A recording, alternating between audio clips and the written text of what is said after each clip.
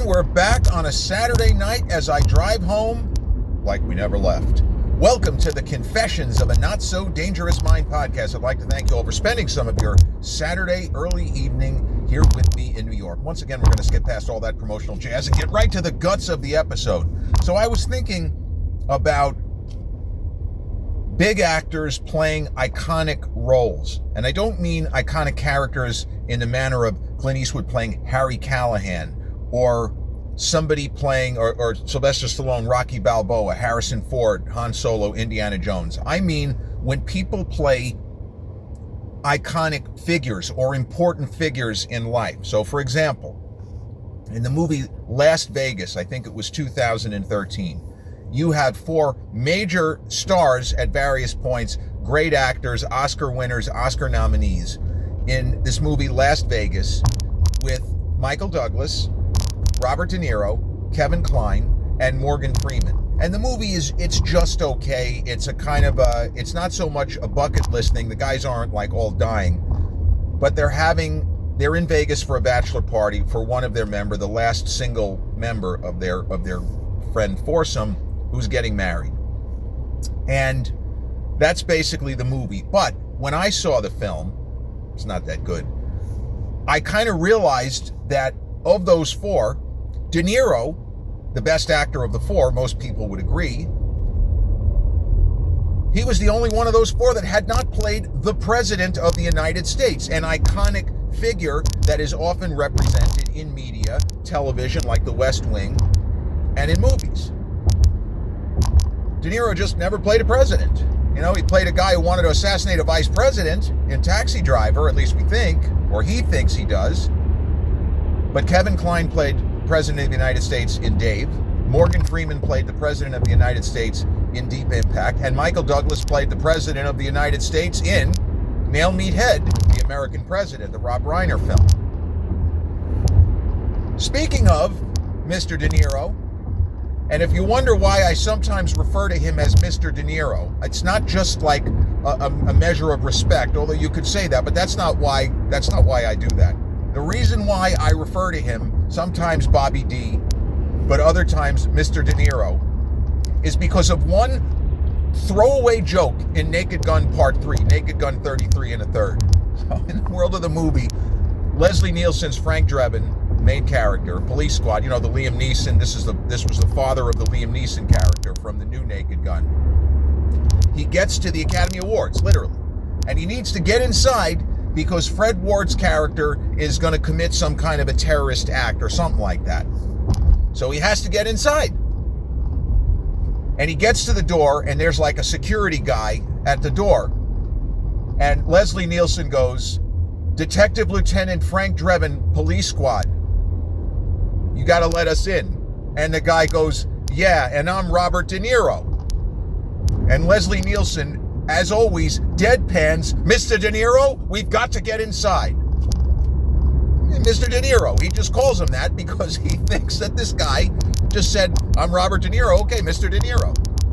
Anyway, De Niro never played the president, but he did play a different iconic character in media, in literature, in folklore, in psychology, in mood, in memory. Robert De Niro, spoiler alert, in my single favorite film, single favorite horror film of all time, Robert De Niro plays a version of the devil. Louis Cypher, Lucifer, even your name's a dime store joke. But Robert De Niro played a version of the devil. And in a way that huge actors of Morgan, and look, if there are people who believe Morgan Freeman to be a better actor than Robert De Niro, I really got nothing to say. I shouldn't have phrased it the way that I did, because there is a certain kind of personal preference. Some people feel that De Niro runs circles even at their peak around Pacino. Other people feel opposite. Most of this is subjective. I think anybody who says Daniel Day-Lewis is a shitty actor is not being fair, and they're a clown. But you understand what I mean. Like Leonardo DiCaprio objectively knows what he's doing. But when I think of De Niro as the devil and his interpretation, his very specific interpretation, And in the way that all of those other big names played the president, Klein, Freeman, Douglas, 2 in the 80s and 1 in the 90s, including De Niro. You had 3 major contenders for greatest film actor: Jack Nicholson and Al Pacino. And I think it's fun to kind of compare and contrast each man's interpretation and the movie that surrounds them. When I mentioned folklore, the movie that surrounds them in some ways dictates what's their power level. What's their power level? How much agency do the humans have in this, with this devil versus that devil? And do the humans have any agency whatsoever, or are they merely puppets? So in Angel Heart, Robert De Niro plays a character who goes by Louis Cypher, and he takes human form, similar to Jack Nicholson and Al Pacino. But Angel Heart is a private eye film that about halfway to 2/3 of the way through, suddenly you realize that this is not a private eye film at all. This is a supernatural horror movie. This is Chinatown meets The Exorcist, as the famed film critic from the 80s, Bill Harris, pointed out. That's one of the great quotes in the history of film criticism, especially if you're a fan of the movie Angel Heart. But Angel Heart, as a mindfuck, twisting plot type movie, you're going to have a different kind of a devil and a different kind of actor than either Jack Nicholson or Al Pacino, because of the kind of film that it is. And this is where, in my opinion, De Niro has the advantage over either of those guys. Because De Niro's default setting, yeah, he had some movies where he did some screaming and yelling, like in the movie The Fan, later in the 90s with Wesley Snipes, "Now do you care?" But he was almost playing it a little bit for laughs. But De Niro, it's about stillness, it's about focus, and often it's about never raising your voice much above a whisper, but still being absolutely terrifying. So Jack Nicholson, later in the same year, 1987, right? Angel Heart released March 6, 1987, the same day as OG Lethal Weapon. But in June of 1987, The Witches of Eastwick, a film that it's technically is also a horror movie, but it has more fantasy elements and more comedic elements. For that role, Jack Nicholson is perfectly cast as a character named Daryl Van Horn, who seems like a regular guy. He comes across, he's crass, he's crude, he's an asshole, he's like a deliberate troll. He insults the character played by Cher repeatedly. It's really not a good movie to watch if you're, I hate to say it, but from the manosphere perspective, actually it might be an interesting film to study. The way that Jack plays the devil in that film, it's a very broadly comic performance. Nicholson has some just incredible moments of comedy in that movie, but he's also not afraid to be scary and to have moments where we completely lose we can't possibly be on board with this guy.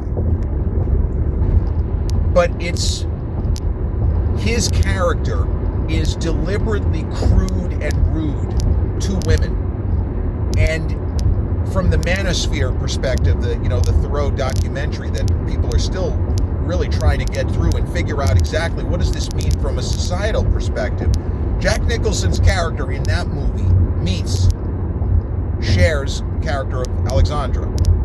And he seduces her by way of insulting her repeatedly, by demeaning her and talking to her like she's a fucking idiot.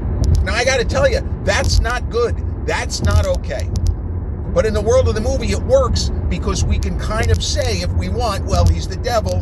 He may be doing a little bit of a mind control, but I don't really think that's the case, because later in the film, nothing that he does has any effect. And if you want to make the argument, well, the women didn't realize they were witches, now they do, I don't know. But I feel like that's a very problematic element. It's funny, but that's not something that, I don't think that they would make it that way. They wouldn't make it the same way if they somehow did a remake of The Witches of Eastwick. But Jack's devil, it's a broadly comedic, very broad, and very colorful iteration of Satan. Now you fast forward 10 years from there to the fall of 1997, and you have Al Pacino as a character called John Milton, a lawyer. You know, there's all kinds of sell your soul, like lawyers sell their soul every day. I know the symbolism is right there in the text. They're not even trying to hide it in Devil's Advocate. Pacino's version of the devil, for long stretches of the movie, it's closer to De Niro, and it feels as if Al took inspiration from, he and Bobby had just worked together in Heat not long before Al began work on Devil's Advocate. But he plays the character close to the vest for huge stretches of the movie. And then in the third act, he turns into Nicholson, going absolutely batshit. The final summation, screaming at Keanu Reeves about God being an absentee landlord. I mean, it's gold. It's comedic gold. But that movie's trying to be a horror film. It was not going to be anywhere near as scary and twisty as Angel Heart. Not even close. But Pacino's performance feels very messy, whereas there is a through line to Jack's performance. And for sure, in the case of De Niro in Angel Heart, it's just brilliant. So if I'm asked, what do I think are De Niro's two most impressive lead performances, where his character is the primary focus, and what are his two best either secondary lead or supporting performances? Well, his two best lead roles, almost everybody would agree, even though he won for Deer Hunter, it's Taxi Driver, number one, and Raging Bull, Jake LaMotta, number two. Now, I believe, and I'm not the only one who has this thought, De Niro's turn as Travis Bickle is a top 5 greatest performances in the history of cinema. There's been almost nothing approaching it. It has to be seen to be believed. The way that he disappears, you stop even being cognizant of the fact that that's an actor up there. This feels like Travis Bickle. This very poor and damaged and lonely and traumatized man who is probably going to do some unspeakable things. And his performance as Jake LaMotta is next level stuff. You can't teach in an acting class what he's able to do there. So those are, to me, his two best lead performances. But then when you say, okay, how about either second lead or supporting? Two movies which he was phenomenal in and did not get nominated for Oscar. Number one would be Heat. And I have argued on social media, that's De Niro's best non-Oscar nominated performance. It's a rare romantic lead, even though his character is a career criminal. Like, what are we doing, right? How could you be a romantic lead? Well, it's not really that crazy. The movie After the Sunset, Pierce Brosnan's playing a romantic lead, and his guy is a professional thief. There are all kinds of movies with anti-heroes, Mel Gibson in Payback, for example, where people who are not normally the hero, they have a romance, etc., etc. But I believe that De Niro's turn in Angel Heart is exemplary, and it ranks with his best work. And even director Alan Parker talked about it after making the movie when he said, well, was it your idea? Did you just have De Niro follow the script? Or, what was your direction with him like in that film? And he said, honestly, he scared the shit out of me. I felt like he was so into character, he was freaking me out. I just left him alone, let him do his own thing. Now, Alan Parker had a sense of humor. Maybe he was kind of playing around a little bit. Maybe he wasn't. Maybe De Niro really did unnerve him and freak him out by the handle that he had on the character of Louis Cypher. And the way his nails were beautifully manicured and how not a hair was out of place, neatly trimmed beard, everything in its proper place. Whereas Nicholson was a slob in The Witches of Eastwick. Now, of the three, De Niro, to me, that's when I think of what the devil is probably like. Again, we're just speculating. I imagine closer to that he may not be all powerful, but he is very powerful, and he's not somebody who is going to be acting human. He's going to be acting other, because he is not human, he is other, even if he is taking human form. And this is something that both Pacino and Nicholson, it's different in their performance. They are almost reveling in the fact that they are in human form. De Niro doesn't seem to give a shit in Angel Heart, and it makes the character even creepier the more you think about it. It's almost like he's just in this form, and it's a little bit like an Agent Smith. I hate being in this form. I feel like I'm getting infected. The longer I stay in this fucking human skin, I have to get out of here, like one of those. Now, if I'm asked, where do I rank Nicholson's performance as Daryl Van Horn, the Devil? I think it's incredible, and I feel like it's a massively underrated performance in Jack's career because he's given so many great performances. It's better than what he does if you ask me, I think it's better than his turn as Jack Napier Joker in Batman. That's also a broadly comedic performance, but there isn't as much sense to that character. The character, it's not the way Jack plays it. There's just a lot of stuff that I don't understand about that particular iteration of the Joker. And I love Jack's performance in The Witches of Eastwick. He holds his own with the women, who are all fantastic. Susan Sarandon crafts a three-dimensional character in that film. Michelle Pfeiffer, amazing. And Cher, what a year she had, right? She won the Oscar for Moonstruck, which was later in '87. She had Witches of Eastwick, and then she's really good in the Peter Yates film, Suspect. Really a top-level kind of courtroom suspense thriller, a little bit of a serial killer type of an angle. Great cast. Liam Neeson when he was young, Joe Mantegna, Dennis Quaid is Cher's co-star. Just a great, great movie. But I certainly would have The Witches of Eastwick in my personal top 10, maybe even top 5, because Jack is so entertaining, and it makes sense for this particular, that's a logical performance, and the character has an internal logic. Whereas I just feel like, as much as I love Pacino and it's super entertaining, in the 90s, Al did this screaming and yelling in almost every big movie he was in. Even Donnie Brasco, where he's quiet for 98% of the performance, and then screaming, "Don't tell him nothing, Donnie! Don't tell him nothing, Donnie!" All three of those films are super entertaining. I've seen them multiple times. But yeah, if I have to rank, De Niro's version of the Devil is the best of the three, and Jack's is second, and Al's is third. And you can let me know in the comments, do you agree with me? Do you disagree with me? And what is your take on major actors playing iconic characters, but not movie characters, iconic figures in life, whether it's a president, whether it's a king, whether it's, a famous, like a make-believe sports figure or something like that. How do you see that? Should that even be done? Should we even be making movies where a character plays a president? Is that now too polarizing? I don't know. Maybe it's better that De Niro never played a president, right? I don't know. But let me know what you think about these three guys playing Satan, playing the devil.